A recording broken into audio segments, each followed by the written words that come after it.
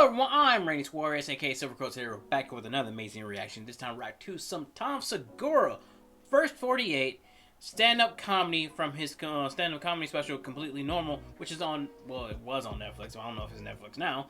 But anyway, this was the third most requested comedian for me to react to, and I'm here reacting to it. So if you like any of this content, please like, comment, and subscribe to my channel.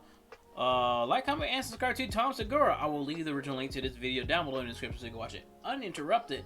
Also, a link to my reaction to Murder Drone, my reaction playlist, so you can catch those reactions uninterrupted. You can see those my playlist and yada yada yada. Just watch them uninterrupted. Also, link to my Twitter, Instagram, and TikTok. You can follow me on those social platforms. Also, link to my Cash App if you feel gracious enough to donate $5, $10, $15. That's fine. If you don't, that's fine as well. Also, let me know in the comments down below what comedian would y'all like me to react to next. Let me know. Also, I'm going to do another community post of 4 comedians y'all would like to see me to react to, and I'll go from there. So buckle up and let's get started. Alright, we're here with some Tom Segura, First 48. I cannot wait to get into this, so let's get started. I can't tell you where to go. I can tell you where not to go. Wherever they film the First 48 on A&E. Oh, if you're not familiar with the show, here's what it is. Camera crews follow real homicide detectives for the first 48 hours after a murder. And the reason that time distinction is so important is that after 48 hours, they give up on that murder. I don't understand why. I'm like, shouldn't you at least give it a week or so before y'all decide to give up? Nope, I get it. Real detectives have other cases and stuff, and I understand that. But, I mean, it's not gonna fall into your lap. Might as well keep searching.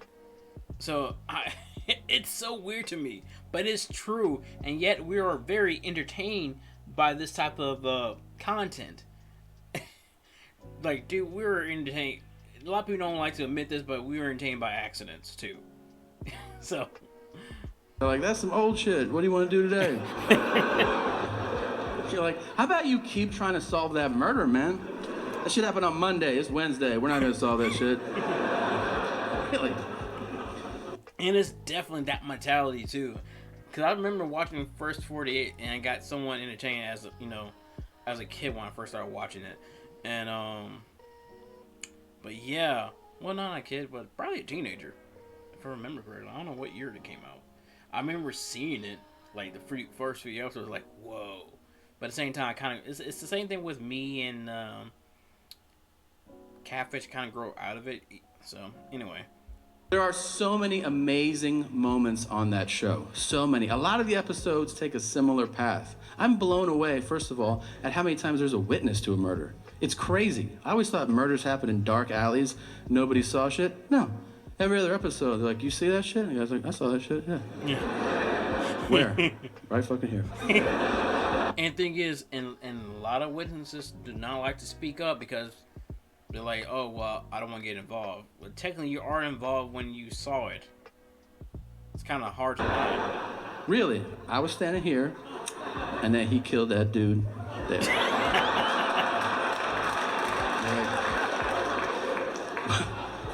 What he looked like? He was like 5'2" to 6'8", something like that. And they're like, that's the fucking description you're gonna give us? Uh-huh. Anything else about him? Yeah, he had ears too. Thanks, man. No problem. And he's not lying about the description when they're like, dude, this is the most basic description ever. Like, give me something that no one else had, but yet, of course he has ears and head and whatever. Like, does he have a scar on his face? Was he talking in some type of language, a different language? What ethnicity? Was it white, Caucasian, black, whatever, you know? Something besides, oh, he has a head. Yeah, he has ears too. He has a nose. And I'm like, what the fuck? They still will sketch that shit out. I know. And they show it to people. Do you know this guy? And everyone's like, nah. But then one guy will be like, yeah! That's cricket right there! Like, oh, shit. You know him? I've been knowing Cricket 27 years. What's his real name? Man, that's just Cricket. I don't even know. Stop being white and weird. That's a perfect fucking impression, and you know exactly who that was, okay? Yes, I do. Yes, I do.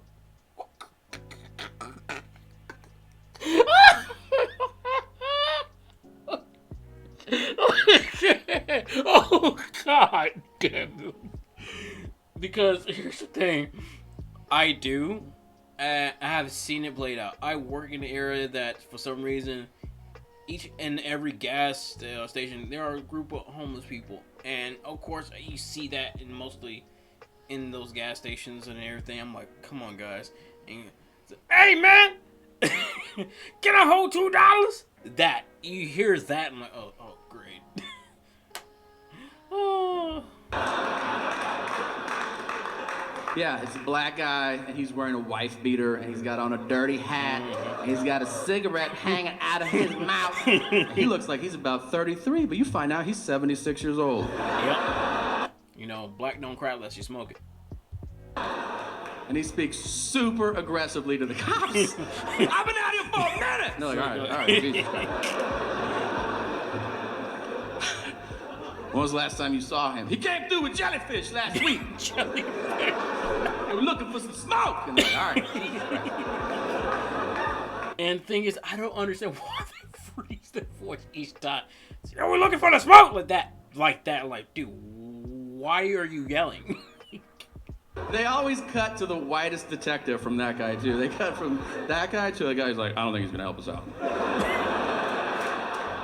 We're going to have to find Cricket on our own. That show has the best moment in television. It's the most dramatic thing you could ever see. Because it's real life, and that is the interrogation. The interrogation is amazing. Because here's the thing about drama. If you want to have a great, dramatic moment, raise the stakes. Guess what? There's no higher stakes than somebody being questioned about taking somebody else's life. It's inherently compelling television. It is also super serious. But the detectives insist on using the suspect's street name, so the whole thing turns into a fucking cartoon. Like, They really they're do. literally like, your life is on the line. We need to talk to you. Why don't you have a seat? Little stank, why don't you sit down for a second? Little stank. In a weird way, he's not exaggerating one bit, because at the end of the day, I still remember when street name used to be creative. Now it's like, what the hell? You know? Did you or did you not know Dookie Shoes? I don't know no Dookie Shoes. I'll gladly bet $40 there are two people out there with the nickname, street name Dookie Shoes and Little Stank. Sure you hanging out with Dookie Shoes? I mean, I seen him. I don't know.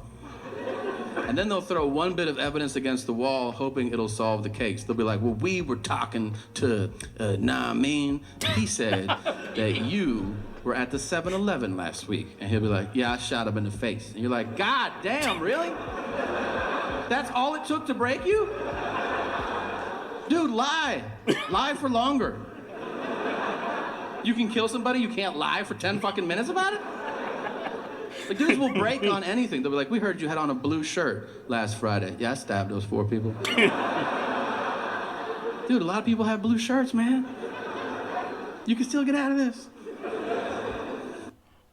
When it comes to that, you cannot, not saying you can negotiate with sociopaths, but if they're so confident enough to admit that they did something, negotiation probably is off the table. He probably needs to get, that person probably need to get some help if they can instantly admit that they did something. Here's what I've learned watching that show, okay? Lawyer up. Mm-hmm. You can't handle that shit. Everybody's like, I'm gonna talk to the cops and straighten this whole thing out. You're gonna do 25 to life. Have fun with that, man. Yep.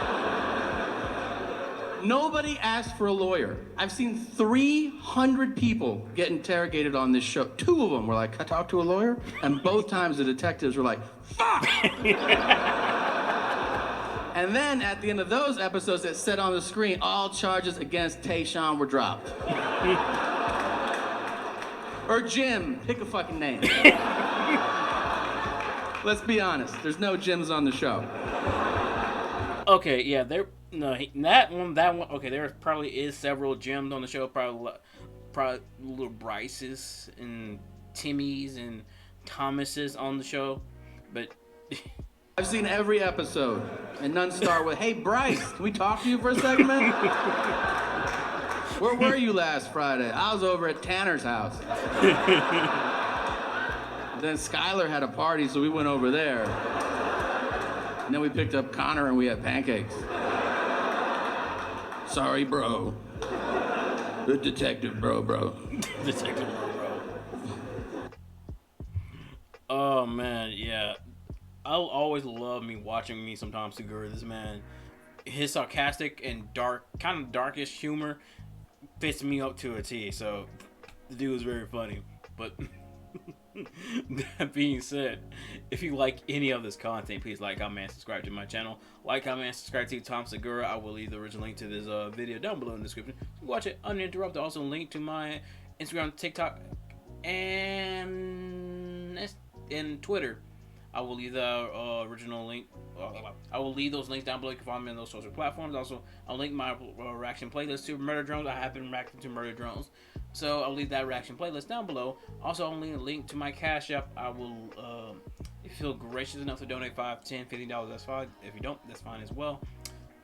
But till next time, please let me know what comedian should I react to next. But yeah, till next time, please take care of yourself. Stay hydrated, stay safe, stay warm, and peace out. Little questions is everything they know about you. No way.